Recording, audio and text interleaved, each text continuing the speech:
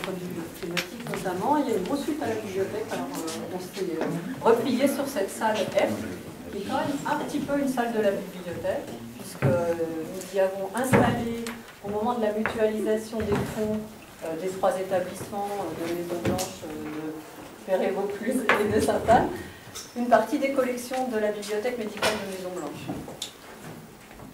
Si vous voulez dire mon exposé, c'est très bien. D'accord.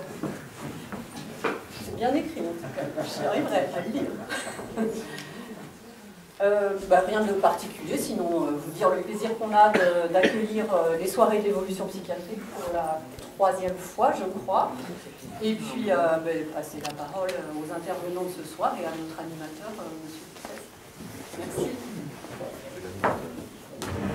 Merci, oui, c'est vrai que l'évolution psychiatrique est très contente de nous accueillir au sein de la bibliothèque médicale Henriet. C'est comme l'école de Prague, même quand elle ne fait plus à Prague, c'est toujours l'école de Prague. Donc là, on est toujours à la bibliothèque médicale Henriet, même si on a été déplacé pour des raisons dégâts des eaux. Je vous donne quelques informations. La première, c'est que cette soirée sera filmée, des interventions de Jean Alouche, de Giorgia Ticini, et retransmise à terme sur le site de l'évolution psychiatrique, dont je vous recommande de le consulter avec régularité. Ce soir donc... Le site, c'est l'évolution psychiatrique tout collé. C'est ça. Vous faites l'évolution psychiatrique sans accent, sans apostrophe, et vous tombez dessus. Vous finissez par tomber dessus. Ça remonte dans les échelles de Google petit à petit. Un petit mot, d'abord donc pour vous présenter le numéro, qui est le numéro de l'évolution psychiatrique, le dernier qui s'appelle Violence et qui est le prétexte de l'invitation de Jean Alouche et de Giorgia Ticini, mais que je vous recommande chaleureusement parce que je crois que c'est un numéro particulièrement important en ce moment et qui comporte des articles de grande valeur dont au moins un dont on discutera. Je vous en indique quand même de façon un peu arbitraire deux qui me semblent particulièrement importants dans ce numéro, et je vous indique que nous aurons l'occasion d'en rediscuter. Un article qui est écrit par Mme Fernandez, qui s'appelle « Soigner sans contention physique, quels enjeux psychiques, de la contention à la contenance », qui est un article de grande valeur et tout à fait essentiel, me semble-t-il, à lire et à diffuser et à discuter aujourd'hui. Un autre, je crois quelqu'un de Paris 7 aussi, qui s'appelle « Peut-on réhabiliter le concept d'institution en psychiatrie ?» de grand intérêt aussi. Et puis, en premier lieu, l'article de Giorgia Ticini, qui s'appelle donc « Processus de radicalisation en milieu carcéral, de la criminogénèse à la radicalogénèse ». Radicalogénèse, c'est le simulant qu'elle introduit, dont elle va nous dire un mot. Mais peut-être d'abord, donc, je tiens à remercier plus spécialement Jean Alouche d'être venu aujourd'hui nous présenter donc son dernier ouvrage qui s'inscrit, donc on a essayé d'articuler avec le concept de violence qui est le thème du dernier numéro de l'évolution psychiatrique, mais donc qui est consacré au passage à l'acte. Celui-ci s'appelle Nouvelles remarques sur le passage à l'acte, mais il est vrai que c'est pas tout à fait un coup d'essai sur le passage à l'acte, Jean Alouche. Non. C'est au moins le 4e ouvrage qui traite de ce thème et qui trace donc un sillon très sans inscrit. compter ce qu'on a publié de l'histoire de la psychiatrie, notamment le cas de l'instituteur Wagner, qui est mentionné par Lacan dans sa thèse avec une erreur. Il en a fait un pasteur, alors c'était un instituteur, mais c'est un passage à l'acte assez violent aussi. Et puis celui, si vous voulez, le cas de l'instituteur Wagner, c'est assez important parce qu'il a donné lieu à un débat entre psychiatrie allemande et française. Ce serait sur ce cas que se serait jouée la question de l'admission par la psychiatrie allemande de la paranoïa. Parce que vous savez que la tendance était de tout mettre dans la démence précoce. Et donc les Français ont obtenu, en discutant, en présentant ce cas, que les Allemands reconnaissent la paranoïa. Et puis un autre aussi qui a fait grand bruit dans la psychiatrie latino-américaine, qui est le cas d'une fille, disons une fille, c'était une institutrice qui a tué son père d'un coup de revolver, alors qu'il y avait une scène violente entre son père et sa mère. La raison en était que ce type était extrêmement jaloux et qui tenait à enfermer sa femme chez eux. Elle n'avait même pas le droit de faire les courses. Et donc, Iris Cabezudo, elle s'appelle, elle a voulu délivrer sa mère des persécutions du père au cours d'une scène violente entre les parents. Et bon, elle n'a pas été condamnée. Elle a vécu errante dans les rues de Montevideo après cet acte. Mais surtout, là où la chose est exemplaire, c'est que elle s'est aperçue, après ce meurtre, elle s'est aperçue que la persécution n'était pas celle que son père infligeait effectivement à sa mère en la tenant cloîtrée, mais que c'était les plaintes de sa mère qui la persécutaient. Donc après avoir tué son père, elle s'est aperçue qu'il y avait un malentendu, que sa véritable persécutrice à elle, c'était sa mère. Donc ça, c'est assez intéressant comme exemple aussi instructif de passage à l'acte. Comme conséquence, oui. Alors effectivement, dans le passé, personnellement, j'ai étudié déjà celui d'Althusser. J'ai publié un livre sur les sœurs Papin, sur Marguerite, oui, l'aimée de Lacan, et puis aussi une petite étude du passage à l'acte de la jeune homosexuelle, où je montre que Lacan s'est gouré, qu'il ne s'agissait pas d'un passage à l'acte. Alors oui, il y a toutes ces distinctions-là. Il y a des distinctions à l'époque de Lacan. Il y en a des nouvelles que vous introduisez grâce à cet ouvrage, celle là, qui me semble tout à fait essentielle et dont on va discuter, que vous introduisez à la suite de la proposition de Fethi Benslama, entre saut épique, pourquoi j'ai toujours envie de dire sursaut épique, hein, c'est seulement saut épique et passage à l'acte. Hein. Oui. Saut épique, donc, qui caractérise une position spécifique dans la structure que vous spécifiez à la suite de Lacan, là, de cette position. Là où je pense, je ne suis pas. Passage à l'acte, à l'opposé, on pourrait dire, d'un quadrangle qui figure dans les séminaires de Lacan. Là où je suis, je ne pense pas. Oui. Ça introduit, c'est vrai, une clarification dans une façon. Sinon, dont on a dénommé aujourd'hui passage à l'acte, c'est des faits cliniques tout à fait distincts.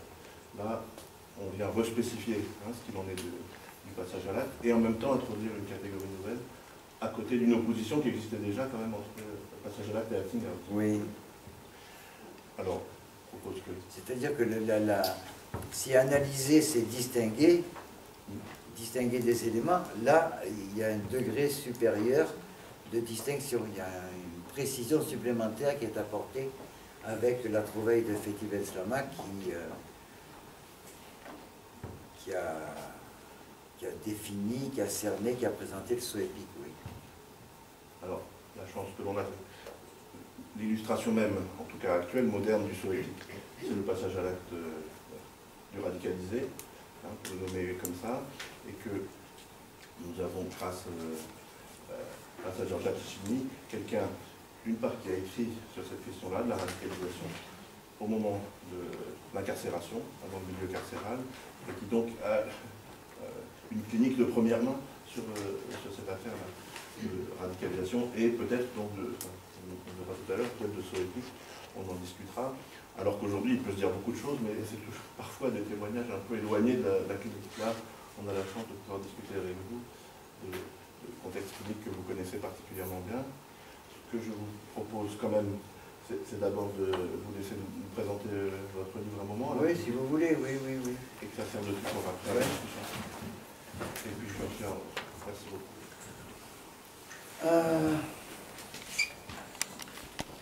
Tout d'abord, je souhaite vous remercier de cette invitation qui m'importe beaucoup parce que ma question de toujours, je dirais presque de toujours, ma question depuis l'enfance, ma question qui m'attendait avant même que je naisse, c'est la question de la folie.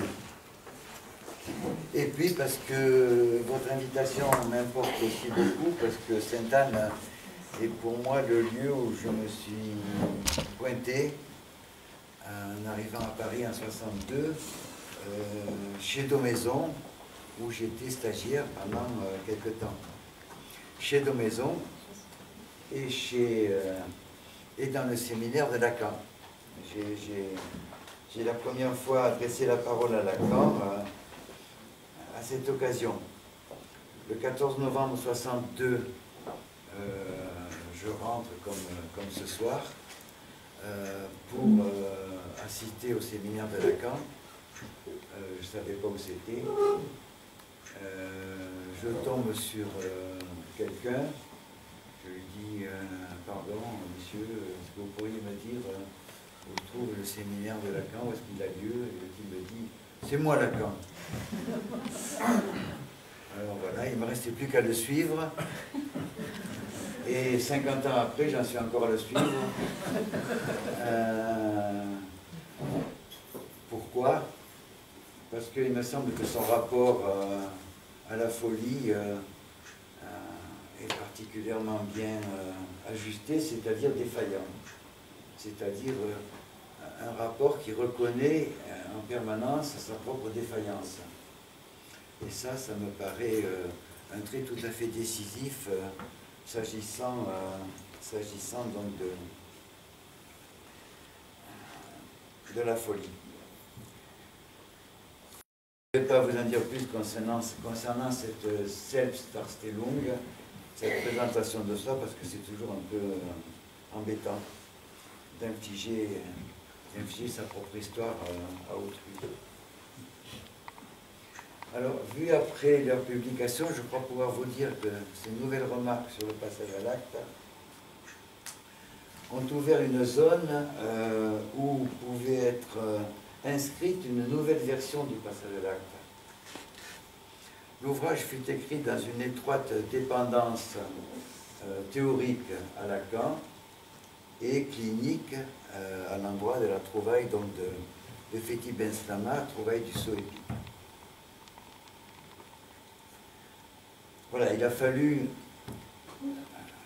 comme on se fraye un chemin dans une foule, il a fallu, bien entendu, pousser les uns et pousser les autres pour dégager cet espace où j'allais pouvoir présenter une nouvelle version du passage à l'acte. Ce que je fais dans cet ouvrage, les premiers à être un peu repoussés sur le côté sont des lacaniens qui donc ont réussi cette prouesse d'évacuer tout simplement de leur champ le passage à l'acte. Comment est-ce qu'ils ont fait? Ils l'ont absorbé dans une version que je dirais mollassonne de l'acte psychanalytique. Ils sont mis à plusieurs pour faire ça. Ils ont intitulé le numéro de leur revue, ce numéro spécial, ce thème, ils l'ont intitulé « Passer à l'acte ». Ça a l'air de rien comme ça. Mais si vous dites « passer à l'acte », vous laissez de côté le passage à l'acte. Les sœurs Papin ne se sont pas dit « on va passer à l'acte ». Ernst Wagner non plus, il ne s'est pas dit « je vais passer à l'acte ». Encore qu'on pourrait discuter le cas d'Ernst Wagner, parce qu'en fait, il a médité son acte, c'est-à-dire c'est sans doute arrangé plutôt du côté du saut épique. il pensait que quand il circulait dans le village, des rumeurs le traitaient de sodomite. Et il trouvait ça intolérable. Je ne dis pas insupportable, je dis intolérable. Il trouvait ça intolérable, et donc il a décidé de faire taire ces rumeurs en tuant ceux qui les colportaient. Mais sérieux comme il était, comme Lacan n'a pas manqué de le remarquer, que les gens qu'on qualifie de psychotiques sont des gens sérieux, sérieux comme il était, il a pensé, je ne vais pas, en tuant ces gens du village, ensuite laisser la possibilité ouverte que mes enfants et ma femme aient affaire à un père ou un mari assassin. Et donc, prévenant la chose, il a tué d'abord ses enfants et sa femme pour leur éviter cette pénible situation où le mari et le père auraient été un assassin. Donc, quand il y a ce type de méditation, quand il y a ce type de réflexion, on pense plutôt, à mon avis, au saut épique. Mais bon, passer à l'acte, les lacaniens en question ont mélangé, ont absorbé le passage à l'acte dans ce qu'il a de spécifique, dans une version assez confuse de ce que c'est que l'acte psychanalytique. Et donc si vous dites passer à l'acte, vous pouvez laisser entendre que vous tenez compte du passage à l'acte, en fait vous détournez du passage à l'acte. Et en effet, dans leurs travaux, il n'est question d'aucun des passages à l'acte que Lacan a souligné. Donc voilà, il fallait mettre ça au point pour dégager cet espace. Il fallait aussi critiquer une psychanalyste de l'IPA, ce que Laurie Lofer lit industrie psychanalytique actuelle, je trouve ça très bien. Il fallait donc critiquer cette psychanalyste de l'IPA qui a consacré un ouvrage aussi au passage à l'acte, et à la lecture de cet ouvrage, on s'aperçoit que l'ensemble des consignes qui sont données aux psychanalystes dans son organisation, c'est-à-dire surtout éviter le passage à l'acte, surtout pas d'acte sexuel, comme si l'amour de transfert ne faisait pas plus de dégâts que l'acte sexuel éventuellement. Elle est tellement focalisée sur surtout pas de passage à l'acte du psychanalyste qu'elle finit par dessiner les conditions de possibilité de ce passage à l'acte sexuel. Lacan a joué là-dessus en disant, en jouant sur plus jamais ça. Si vous partez en voulant élever votre enfant en disant plus jamais ça, c'est-à-dire plus jamais comme j'ai été élevé par mes propres parents, en fait ce que vous réalisez sans vous en rendre compte, c'est plus que jamais ça. Donc voilà. Il fallait ça d'une part, il fallait d'autre part aussi, pour dégager cet espace où j'allais pouvoir problématiser le passage à l'acte, il fallait aussi critiquer Lacan. Lacan qui a successivement donné deux versions du passage à l'acte de la jeune homosexuelle, enfin, ce qu'il appelle passage à l'acte de la jeune homosexuelle. La première version, c'est cette idée-là qui continue à habiter les esprits. La première version, c'est une version qui dit que dans son passage à l'acte, le sujet dit quelque chose. Et là, il y a l'appui que Lacan a pris là-dessus, c'est sur un double sens du signifiant niederkommen, qui veut dire aussi bien laisser tomber qu'accoucher.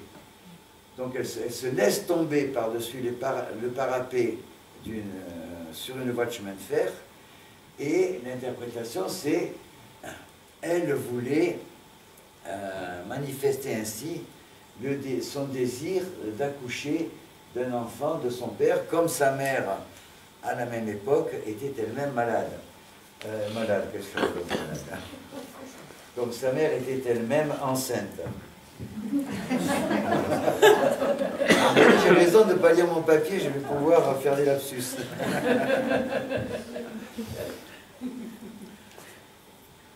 Lacan, des années plus tard, a changé son interprétation, en a produit une autre, mais j'ai remarqué quelque chose qu'il n'était pas en mesure de remarquer, puisque nous avons publié un livre qui relate la vie de cette dite jeune homosexuelle, pas Freud. Et là, je me suis aperçu de quelque chose qui est assez net, c'est que cette jeune fille de 14 ans qui était superbement belle, d'ailleurs Lacan dit, oh là là, Freud, il était quand même intéressé par... Il n'était pas insensible à sa beauté. Quelque chose de pas bête du côté de Freud. Qui était superbement belle. Il y a des photos dans ce livre d'elle, quand elle avait 14 ans, c'est-à-dire au moment de son passage à l'acte. Son passage à l'acte, son dit passage à l'acte, a fait que ses parents ont eu peur et l'ont désormais laissée libre.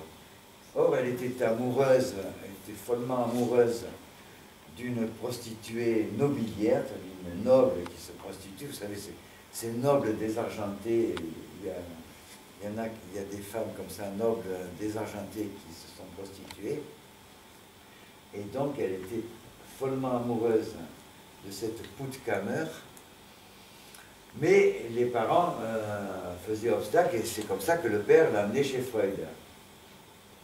Mais ayant encouru le risque de mort, ça a calmé les parents, qui l'ont, à partir de là, laissé vivre sa vie comme elle le souhaitait. Et donc, il s'agissait d'autre chose, il ne s'agissait pas d'un passage à l'acte, au sein des sœurs Papin, il s'agissait de l'acte de quelqu'un, et là je me suis référé à Hegel, qui dit que le maître est celui qui encourt le risque de mort. Elle a encouru le risque de mort, et elle a acquis une maîtrise sur sa vie, c'est-à-dire que ses parents ont cessé d'enquiquiner. Donc elle a pu continuer à fréquenter son amour. Alors, il fallait aussi, bien sûr, écarter l'idée la plus commune qui circule du passage à l'acte, qui est précisément rendue sensible par le meurtre djihadiste. Fethi Benslama, avec sa découverte du saut épique, m'a permis d'affirmer que l'acte djihadiste est un acte qui s'inscrit dans un récit. C'est un acte qui encourt le risque de mort, c'est-à-dire qui tient compte de cet espace qui est l'espace de l'entre-deux-morts, qui est connu depuis des milliers d'années en Inde, qui est mentionné dans l'Apocalypse, que Lacan a mis en valeur, c'est-à-dire que si vous considérez, comme beaucoup de gens le considèrent, que la vie est la chose la plus précieuse qui soit,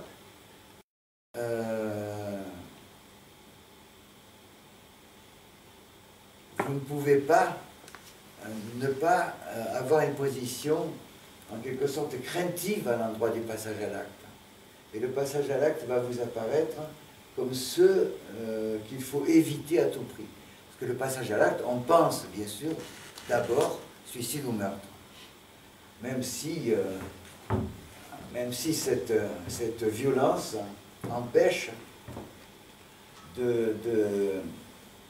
d'apercevoir des passages à l'acte qui sont discrets.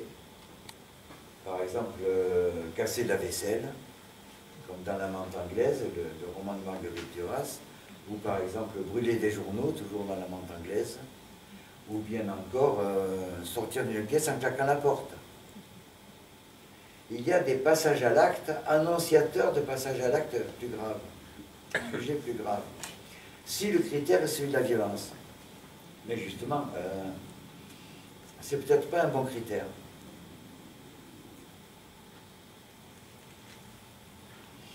Donc, l'acte djihadiste s'inscrit dans un récit.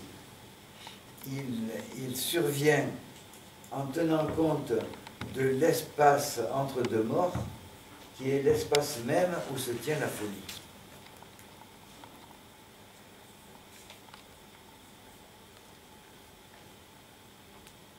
Il s'agit donc d'un récit épique, d'un saut épique, et non pas d'un passage à l'acte. Ce point est très important, et ce point, c'est grâce à Fethi Ben Slama que j'ai pu le faire valoir.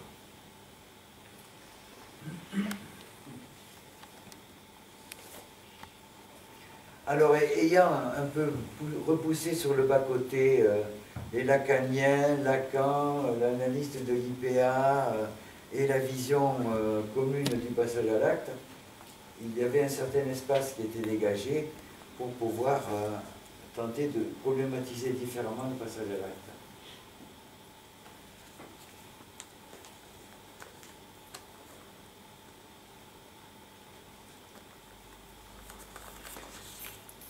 Mon point de départ, ça a été, comme donc Nicolas le rappelait, du point de vue théorique, une alternative que Lacan a construite en démembrant le cogito cartésien. C'est pas je pense donc je suis, ou je pense je suis, mais c'est là où je pense je ne suis pas, là où je suis, je ne pense pas. Si quelqu'un vous tient un propos du genre je pense que, vous pouvez être sûr qu'il n'y est pas. Si quelqu'un vous disait, par exemple, je pense que je t'aime, vous ne prendrez pas ça pour une déclaration d'amour. Vous le laisseriez à ses pensées. Donc voilà, tout ce qui est de l'ordre du je pense est une certaine position subjective, mais en dehors de l'être. Et si, en revanche, le sujet choisit là où je suis, je ne pense pas, là on est dans une autre dimension qui exclut la pensée.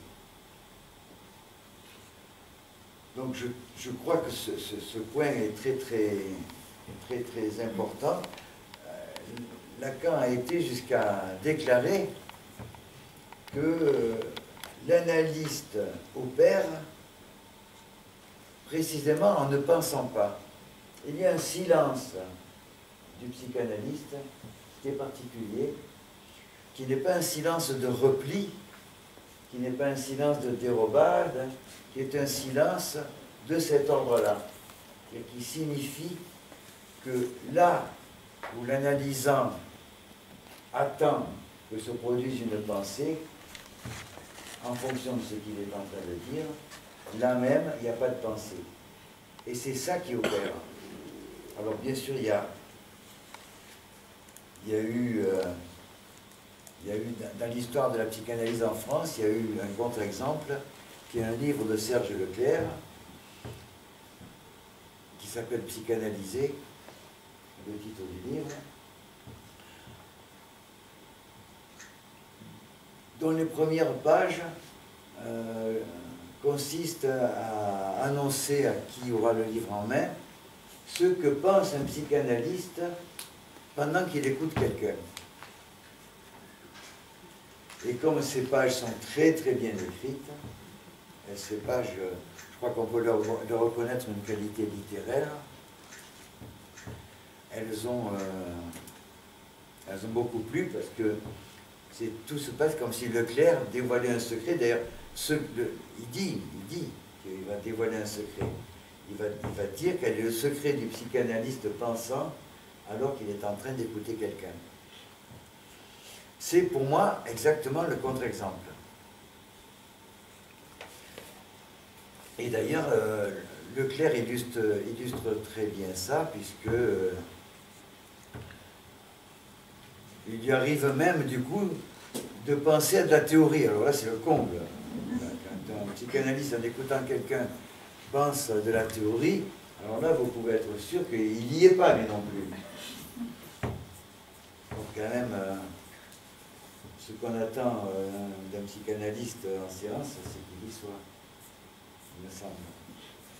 Alors, je crois vous avoir à peu près parcouru ce que je voulais vous dire.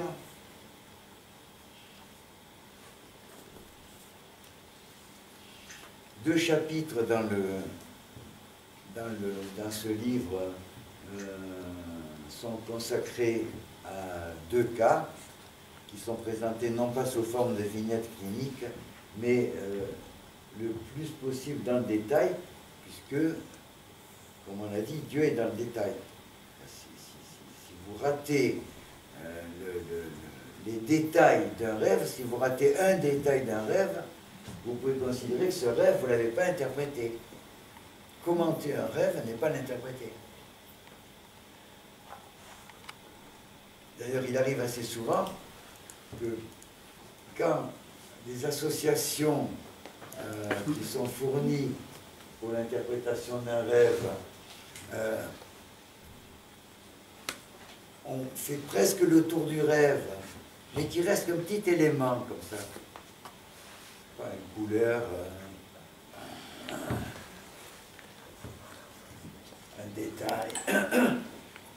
Quand il reste un petit élément qui n'a pas été pris dans les associations, eh bien, un rêve suivant va prendre en charge ce petit élément et le déployer.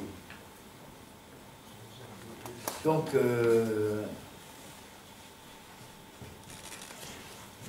j'ai donc étudié un peu en détail le passage à l'acte de l'héroïne de l'amante anglaise, le roman de Duras, qui est effectivement, c'est pas de la clinique en direct, mais la clinique qui n'est pas en direct est très intéressante aussi. Enfin, Duras, elle avait reçu la patiente en plus. Non, elle n'a pas reçu. Elle s'est basée sur un fait divers. Non, c'est à propos de Lodweinstein qu'on lui a fait rencontrer une patiente. C'est autre chose. L'amante anglaise, elle s'est basée sur un fait divers qu'elle a écrit à sa façon. Et donc, en étudiant d'un peu près le cas, en m'interrogeant sur pour quelles raisons, comme d'ailleurs dans le cas lui-même, pour quelles raisons les morceaux du corps dépecé ont été jetés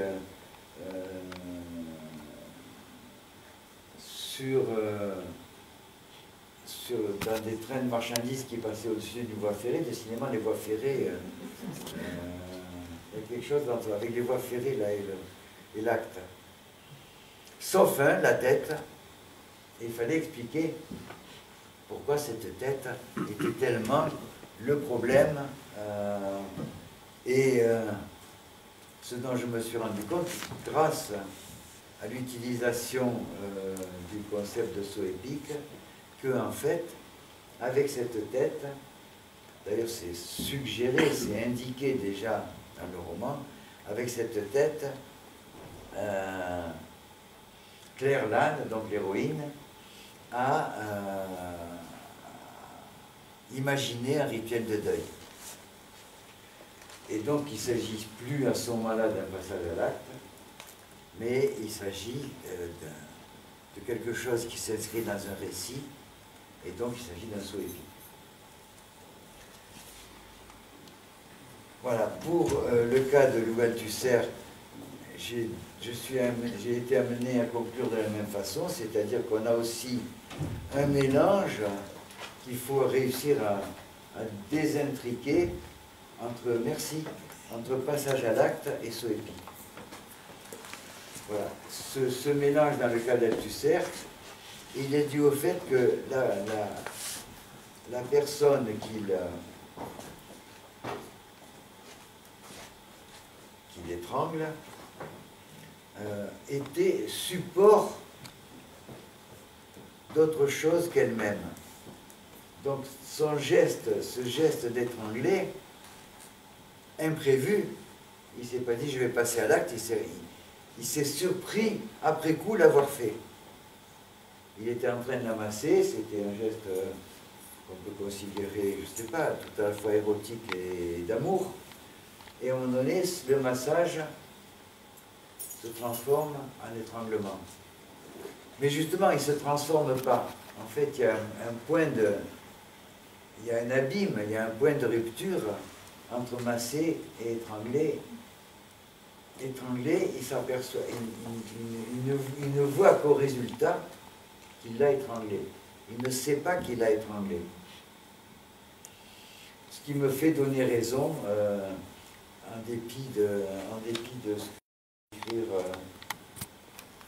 un certain nombre de gens, ce qui m'a fait donner raison au fait qu'il y a eu un non-lieu, parce que, eh bien, dans ce geste d'étrangler, il n'y était pas. C'est-à-dire, il a lui-même, en quelque sorte, été absent de ce geste. Il y a eu un étranglement, il n'y a pas eu d'étrangleur. Voilà, il y a eu là quelque chose qui n'a pas eu lieu. Et c'est ça qui est intéressant.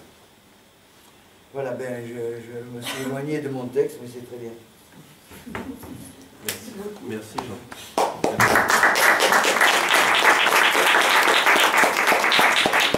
Une petite remarque pour faire la transition. C'est vrai que cette distinction-là, vous l'introduisez, cette distinction essentielle, alors qu'on a tendance couramment à nommer tous ces faits, tous ces agirs, là, passage à l'acte.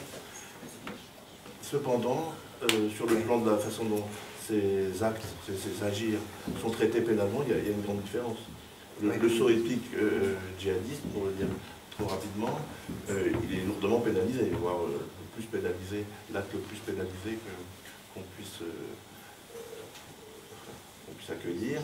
Le passage à l'acte, il reste encore, bien que moins que dans le passé, mais il reste insoumis à la non-pénalisation, au non-lieu, comme vous disiez. Oui. Donc, en même temps, cliniquement, on semble être en retard, et puis en même temps, ne serait-ce que dans le domaine juridique, la distinction, elle se traduit. Quand c'est fait, la distinction est faite. Quand elle est faite, oui. Pas toujours. Alors bon, c'était juste pour passer à moins que vous vouliez. Non. Juste pour passer la parole à Georgia Tessini, que je vais présenter très rapidement. Georgia, vous êtes psychologue clinicienne, psychanalyste, docteur en psychopathologie et psychanalyse, attachée d'enseignement et de recherche. C'est plus ça. C'est maître de conférence à Rennes. Maître de conférence à Rennes. À Rennes 2, ça c'était au moment de l'article. C'est ça, j'ai un an de retard. Alors, maître de conférence à Rennes 2. Et donc une expérience de plusieurs années, si c'est en milieu carcéral, de ces processus que vous appelez radicalogénèse. Oui, alors voilà, je vais présenter un moment, c'est-à-dire que, pas que, mon expérience clinique de plusieurs années, c'était des cliniques de recherche en milieu carcéral et à l'UHSA, qui c'est un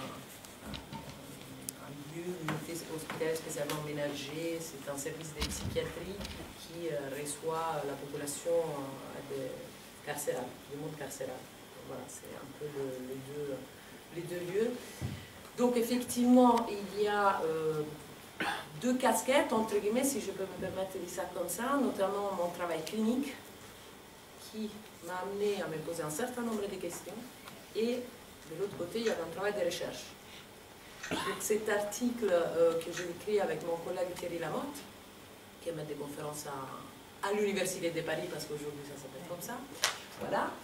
Et c'est sous ces nouveaux signifiants, comme vous avez dit, sous la radicalogénèse, je vais revenir, mais à la base, ça prend en compte, l'hypothèse de cet article, et prend en compte un petit peu l'hypothèse centrale de tous mes travaux. Et notamment, justement, c'est pourquoi je suis ravie d'être ici aujourd'hui, suite à votre présentation. Je n'ai pas appelé ça comme ça, évidemment, hein, je n'avais pas lu votre livre, il n'était pas encore là.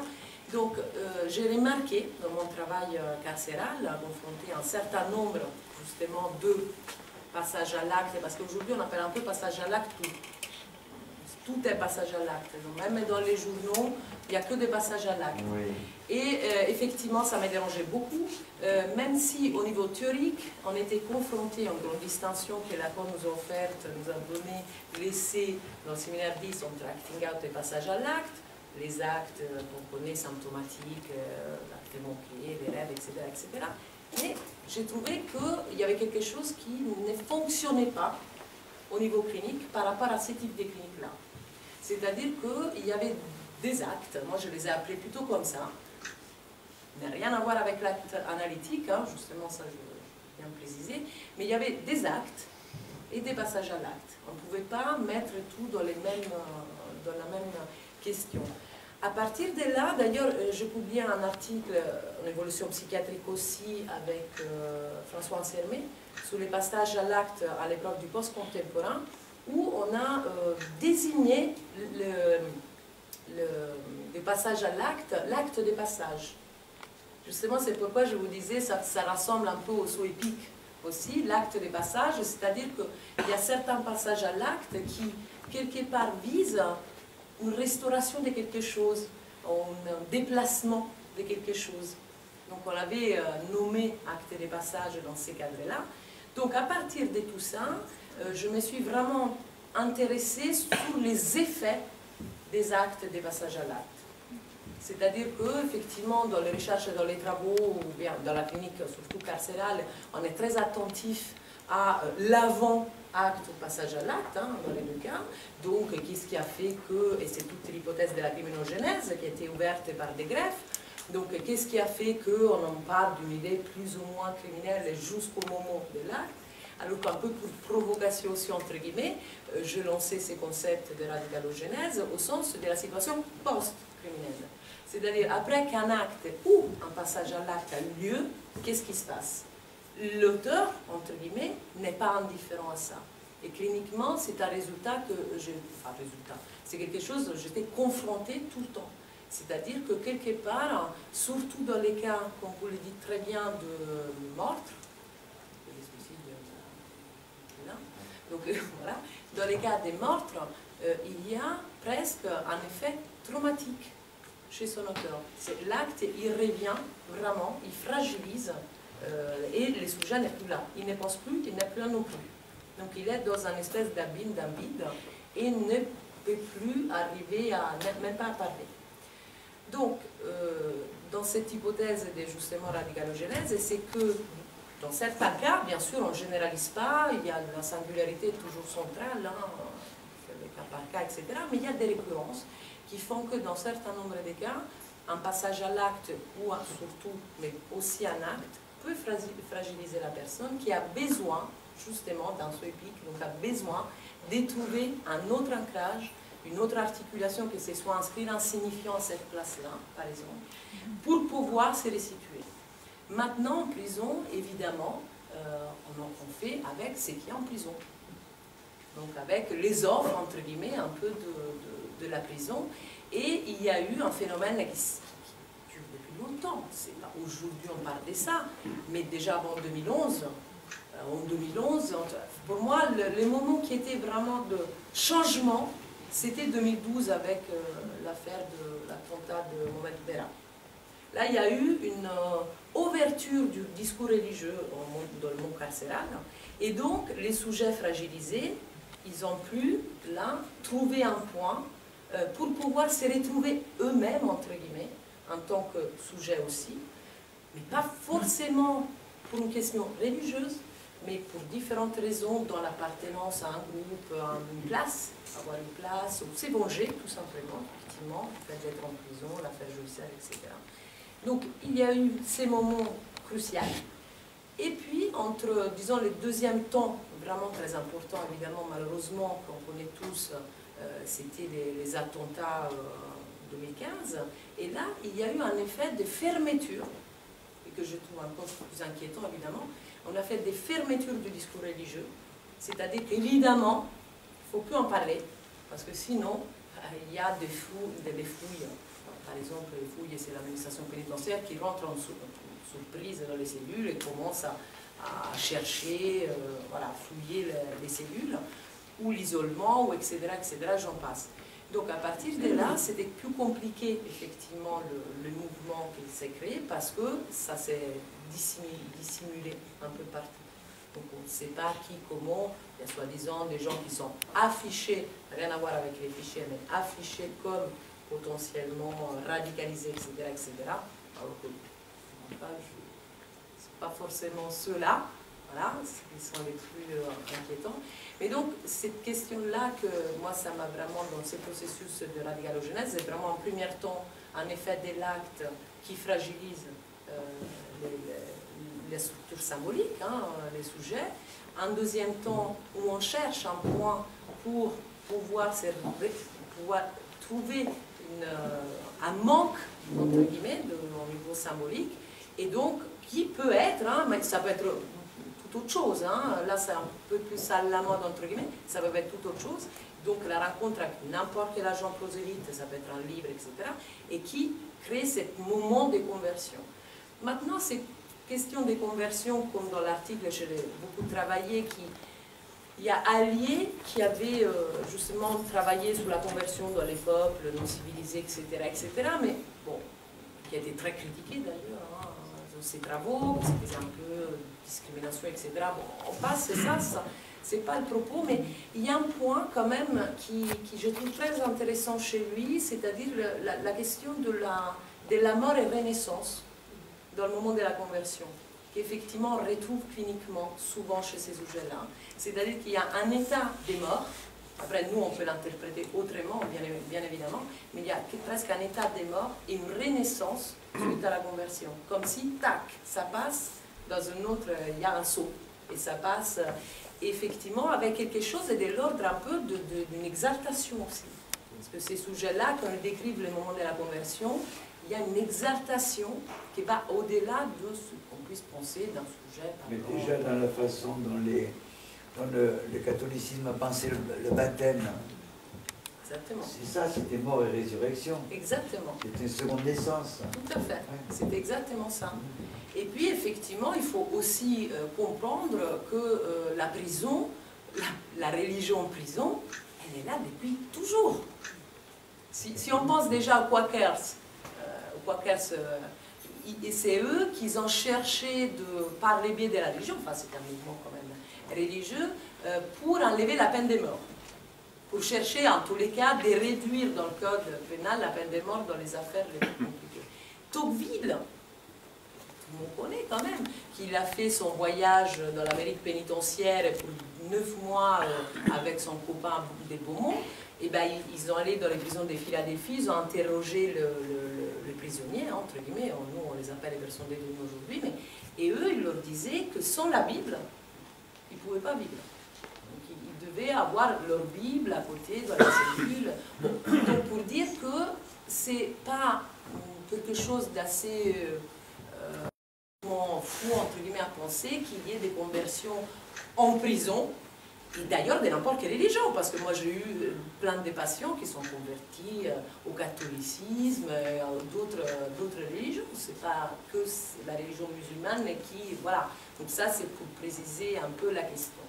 Et un dernier mot, juste parce que je rattrape ce que vous êtes en train, c'est quoi un peu vous avez fini, parce que c'est aussi un point que je trouve très important, c'est ces moments de l'acte, dans le passage à l'acte, hein, surtout là pour les coups dans le passage à l'acte, ces moments d'effacement de la trace, comme vous l'avez dit de Althusser. Effacement de la trace, c'est-à-dire, même pas effacement, c'est la trace ne s'inscrit pas dans l'acte. Oui, c'est pas le L'acte ne permet pas l'inscription de la trace, et ça, c'est quelque chose, effectivement, dans les cas des meurtres, qu'on retrouve très, très souvent. C'est-à-dire, ils ont, et en plus, ça les angoisse, les patients, c'est-à-dire qu'ils pensent tout le temps à ça, pour chercher de rattraper ces moments-là, qui est impossible à rattraper, et parce qu'il y a un dernier moment, comme vous l'avez dit très bien, il y a un dernier moment, que ce soit dans le verbal, ou dans l'odeur, ou dans la vision, enfin, ça peut prendre n'importe quel élément, entre guillemets, de la perception de la réalité, et puis les noirs, et puis cette espèce de réveil, soudain, où ça a eu lieu. Alors certains, ils disent qu'ils savaient de l'avoir tué, mais ils n'arrivaient plus à retrouver l'image et comment, et d'autres qui ne savaient même pas, justement, de l'avoir tué. Et là, on voit un peu votre différenciation qui peut cliniquement très bien fonctionner dans ces cadres-là. Donc voilà, ça c'est juste pour un peu décrire en façon générale, et puis je laisse quand même la place à la discussion. Alors Nicolas. Plusieurs questions. Une sur la Renaissance, là. Hein, parce que vous décrivez très bien dans l'article, ce moment-là, c'est un terme que vous n'avez pas utilisé, mais qui est dans votre article de l'évolution. Il y a un moment de désidentification, hein, à l'arrivée, dans la découverte du milieu carcéral et dans la suite du trauma qui aurait été celui de l'acte précédent. Et puis cette désidentification-là, par l'embrigadement dans la pensée djihadiste, là, elle donnerait lieu à une renaissance. Mais c'est une renaissance qu'on est obligé de juger particulière, puisque c'est une renaissance qui plonge dans l'entre-deux-morts dont parlait Jean Labouche. Bah, tout à fait. C'est un étrange... Et puis ce serait une renaissance qui promet à coup sûr la disparition. Parce que le terme du processus, c'est l'acte djihadiste et la mort. Oui, alors là aussi, il faut faire attention, parce qu'effectivement, pas tous, ils vont... Je fais le cas de... Pour prendre un exemple d'un cas d'un patient que, bon, vraiment radicalisé d'une façon importante. Il a très très bien expliqué qu'en aucun cas, il se serait fait exploser quelque part, etc. Lui voulait partir dans les lieux, dans les zones de guerre, mais en disant c'est moi le chef, hein. Moi je vais donner les ordres peut-être aux autres, mais pas... Donc c'est pas tous. Donc là-dessus aussi, il faudrait vraiment une clinique différentielle, et maintenant c'est un peu compliqué parce que les gens qui sont vraiment passés à l'acte jusque-là, ben, ils ne sont plus là. Donc effectivement, il peut y avoir des lettres, un peu les témoignages, enfin, les testaments, etc. Mais c'est pas totalement la même chose de pouvoir aller voir qu'est-ce qui se passe ailleurs d'eux-mêmes. C'est un peu le problème.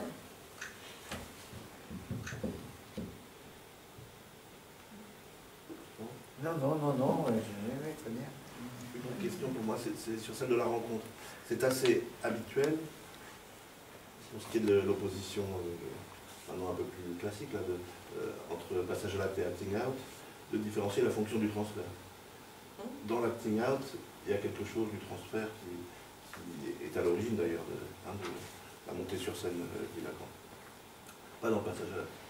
Dans le passage à l'acte, on est dans un automatisme sans adresse aucune. Alors, quid du saut épique, de la fonction du transfert dans le saut épique? Parce que Georgia a parlé de rencontre. Hein, après ce moment de désidentification, il peut y avoir une rencontre, même avec un bouquin, Actuellement, c'est beaucoup les réseaux sociaux aussi, qui évoquent cette dimension transférentielle. Mais est-ce que c'est juste de l'évoquer là? Ben, à partir du moment où le critère qui différencie passage à l'acte et SOEPIC, c'est l'absence ou la présence d'un récit, quand il y a récit, il y a transfert. Ouais. Oui. Je suis en train de réfléchir entre-temps, parce que c'est effectivement, c'est pas évident de, si on suppose dans les seuils épiques, à quel transfert on se réfère, voilà. Parce que c'était les transferts qui étaient là avant les seuils épiques, ou c'est un transfert qui justement, les seuils épiques a accompli par le biais de ces transferts-là. C'est quelque chose qui est déjà là, qui donne l'horizon un petit peu. En tout cas, il y a très souvent une rencontre au point de départ du récit, avant le récit. Une rencontre sur les réseaux sociaux, dans d'autres, là, par exemple, dans le milieu carcéral. Oui, mais il faut l'accepter, la rencontre. C'est ça le problème. Un peu comme la contingence, quand on parle de contingence, il faut dire, entre guillemets, oui à la contingence, et non, la contingence, c'est tout le temps. Ça suffit. Oui, oui. Sur le cadran, le transfert, il est sur la diagonale. Oui, c'est ça. Oui. Donc il n'est pas du côté ni du passage à l'acte, ni du SOEPIC. C'était du côté de l'acting out. Oui. Oui, mais bon, ce quadrangle il est dynamique en fait. Mais on ne va pas rentrer dans une discussion du baptême de Lacan, sinon tout le monde va s'emmerder. Pas sûr. Je voulais poser une question. Oui.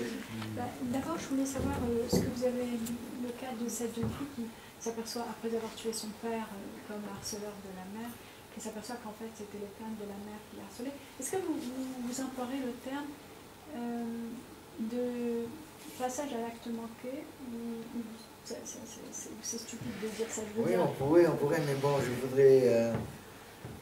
Parce qu'il y a je voudrais essayer de laisser, de pas trop établir de pont, parce que sinon,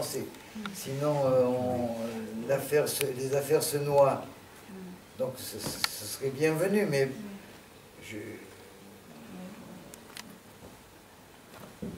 bon, la dimension de l'acte, elle est présente dans l'acte manqué aussi. Je raconte que si au moment de l'apéritif, chez des amis, j'entends quelqu'un dire quelque chose qui ne me plaît pas et que je ne me manifeste pas, mais qu'à la place vient un acte manqué, c'est-à-dire je casse le verre, on pourra toujours interpréter, on pourra pas interpréter, je pourrai, on pourra, ils pourront, peut-être, mais le verre est cassé. Et là, il y a une dimension, à proprement parler, d'acte, c'est-à-dire qu'il faudra que quelqu'un débourse de l'argent pour acheter le même, en condition qu'il le trouve. Donc là, il y a une dimension d'un acte manqué, il y a une dimension qui est autre chose que l'interprétation. L'acte manqué ne se réduit pas à son interprétation. En tant qu'acte, il est un événement. Il y a événement et interprétation. Et aussi poussée soit-elle, l'interprétation n'évacue pas l'événement.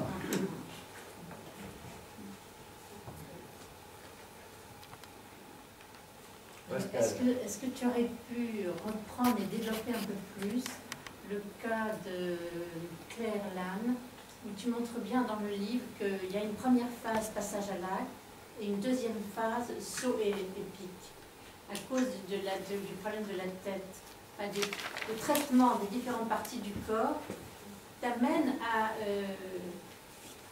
faire cette double lecture. Oui. Je ne sais pas si tu pouvais un peu plus en parler. C'est rentrer dans le détail, je ne sais pas si oralement on peut comme ça, je suis en mesure d'improviser, de rentrer. Le lecteur de Duras se demande pourquoi est-ce que cette tête a eu un traitement spécial et pourquoi sur certains morceaux de la viande, il y a écrit Alfonso et Cahors, si je me souviens bien. Donc on se demande qu'est-ce que tout ça... C'est pour ça que un cas, tant que ce genre de détail n'est pas expliqué, c'est le cas qui est le plus fort, hein, c'est un énigme. Et donc je me suis interrogé là-dessus, j'ai fait une conjecture, j'ai pensé que la personne qu'elle avait dans son cœur, l'homme qu'elle a aimé, l'homme qui a pris la place de Dieu pour elle, c'était, Marguerite Duras dit toujours, presque toujours, l'agent de Cahors. Et il a fallu que j'invente une conjecture pour essayer de mettre en place les choses. Et donc je dis, c'est un agent de quoi? Un agent de police, un agent des postes, un agent de la mairie? Non, c'est un agent de la SNCF.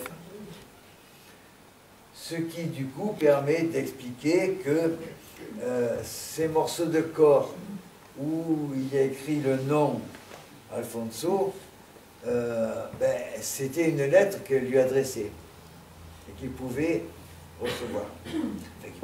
Elle imagine qu'il pouvait la recevoir et éventuellement la lire, ce qui est loin d'être sûr. Voilà. Et donc là, on est dans la dimension d'une histoire d'amour qui se continue dans le passage à l'acte, justement qui n'est plus de ce fait-là un passage à l'acte et qui oblige à distinguer la dimension passage à l'acte, c'est-à-dire meurtre, découpage du corps et jeter les morceaux dans les trains de marchandises, et une dimension qui fait récit, qui est de l'ordre d'un saut épique.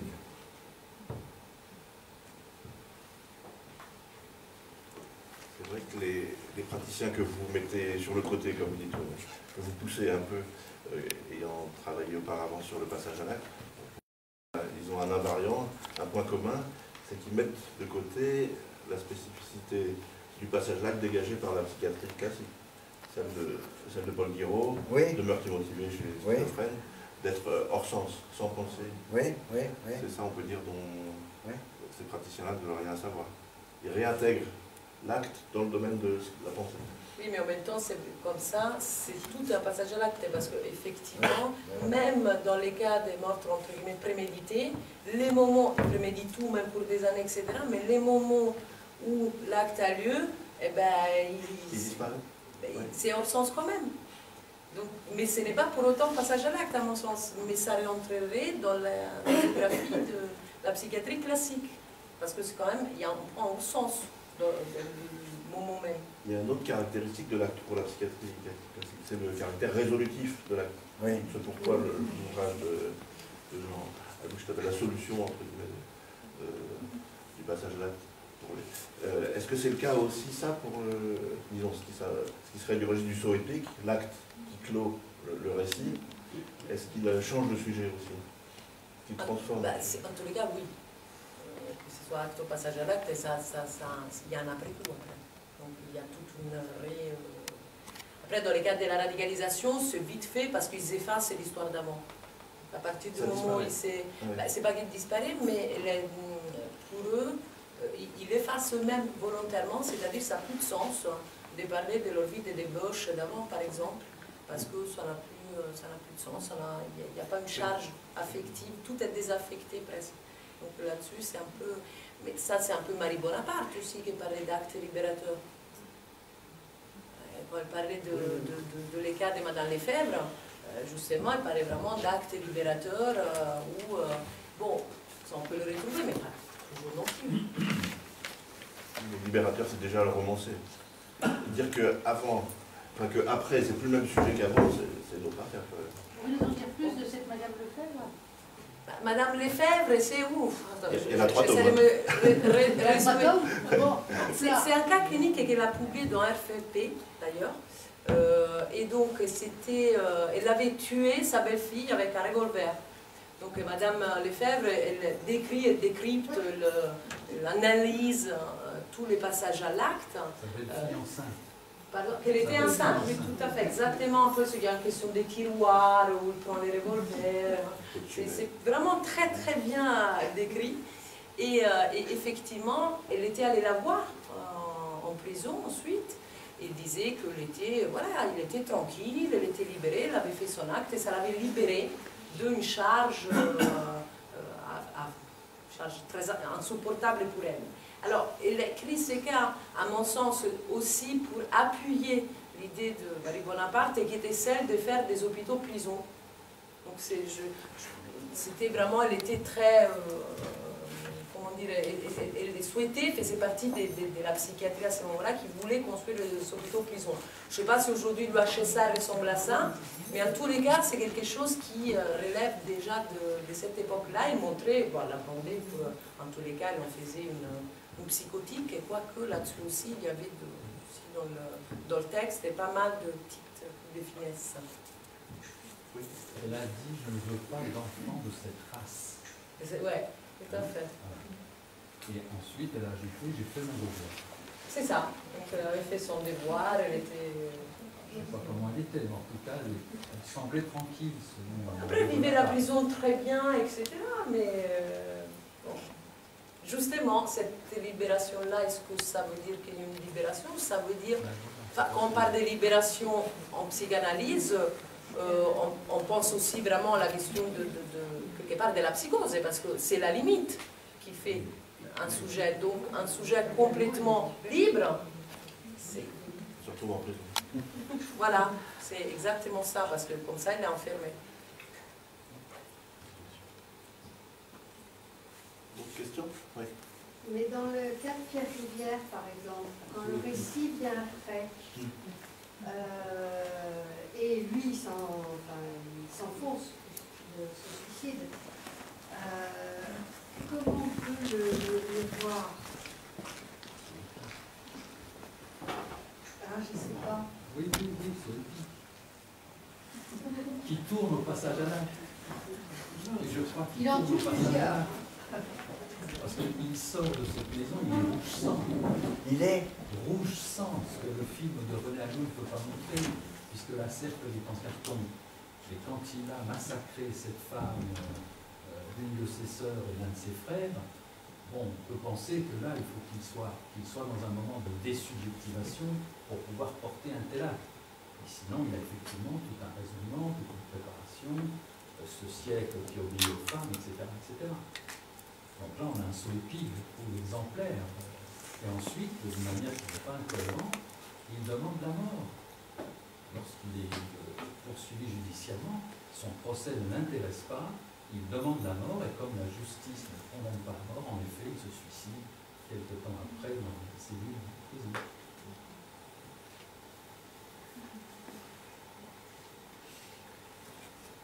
C'est le fait que le récit vienne après, en fait. Il l'organise après, le récit. On ne sait pas exactement. Et même dans la question à qui est adressé ce récit, je vais un peu vous dire, ça fait longtemps que j'ai lu le texte, mais est-ce qu'il y a une adresse de ce récit à quelqu'un de particulier, ou est-ce que... Oui, à ses parents, lui aussi. À ses parents.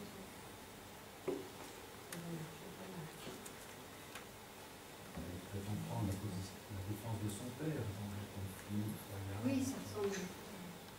Il politise l'affaire, il s'adresse au siècle aussi, même ça. Donc la dimension développée est explicitement présente.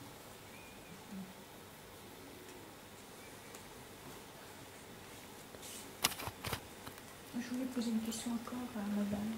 Si vous voulez bien. Quand vous parlez de conversion qui a lieu, donc après le passage à l'acte en prison, de quelle conversion il peut s'agir lorsqu'il s'agit justement, par exemple, d'un saut épique, c'est-à-dire qui s'est inscrit dans le cadre d'un récit religieux, et à ce moment-là, au fond,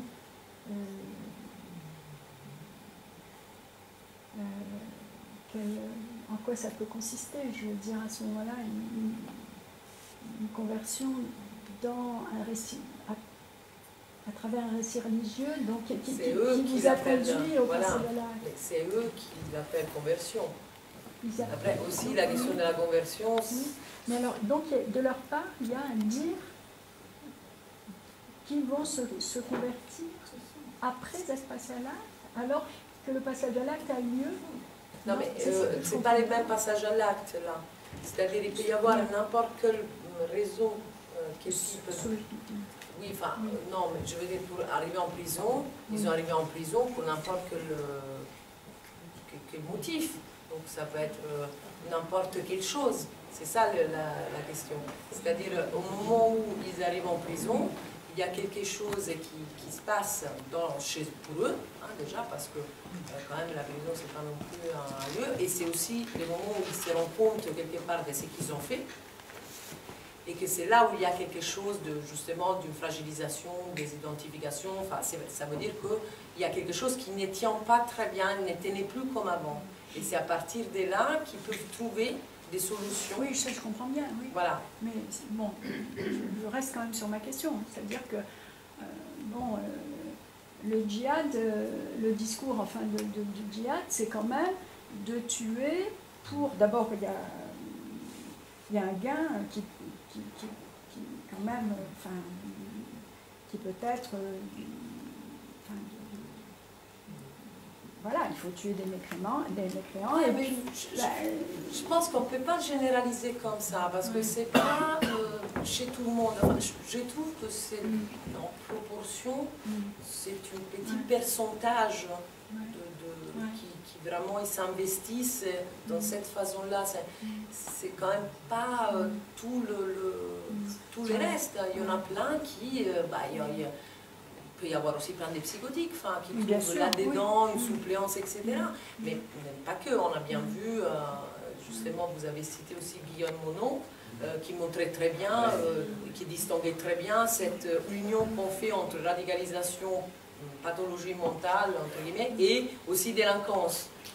Donc non, c'est des facteurs qui peuvent tout aller être disjoints entre eux. Donc on n'a pas, justement, les problèmes, c'est que dans les études de la radicalisation, les recherches, il y a quelque chose d'une linéarité. On l'appelle beaucoup trajectoire. On étudie les trajectoires. Voilà, c'est un terme sociologique, mais c'est très bien, on n'a rien contre. Mais pour nous, ça ne nous dit rien par rapport à ce qui se passe dans l'autre scène, enfin l'autre scène freudienne, l'inconscient. Qu'est-ce qui fait que... Voilà. Donc là, il faut introduire quelque chose de plus dynamique, pas forcément circulaire, mais une spirale. Qui ne revient pas forcément à la même place, mais ça revient quand même. Et c'est là où il faut aller chercher un peu. Donc on ne peut pas faire effectivement un peu comme ils font dans certains domaines, de trouver une solution précise, une réponse précise, je pense. Bon. Oui. Quand Claire Lannes coupe le corps en morceaux, vous imaginez qu'elle est complètement hors langage. J'ai du mal à... Passage à l'acte, pas de mot, pas de langage. Alors elle est là, elle coupe son cadavre, c'est complètement... Ça arrive quand même. C'est hors champ, sans doute. Alors c'est quand même troublant parce que pendant ce temps-là, elle est là où je pense, là où je ne suis. Là où je ne pense pas, je suis. Donc elle est. De rester. Ouais. C'est terrifiant. Absolument. Ça explique peut-être ce que Jean Alouche rappelle souvent la valeur de fascination des... comment on appelle ça, de ce qui parcourt les journaux. Des faits divers. Des faits divers pour chacun de nous. Ça vient comme un hors-sens, mais qui a un pouvoir de captation. Et les journaux en sont pleins, et ça dure pendant des années. Le petit Grégory, ça dure depuis un moment quand même. Il a fasciné tout le monde. Je trouve que nos échanges mettent en valeur le fait qu'en introduisant cette distinction-là, passage à l'acte, saut épique, on introduit aussi, enfin vous introduisez aussi l'articulation des deux. On doit les penser séparés pour les articuler en même temps. Dès qu'on touche à des questions cliniques, on est obligé d'articuler les deux autant que les distinguer.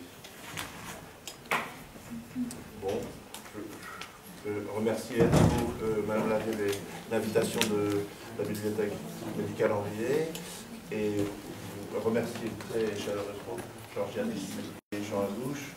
Espérer que donc vous pourrez revenir à d'autres occasions lors d'un des numéros de l'évolution psychiatrique.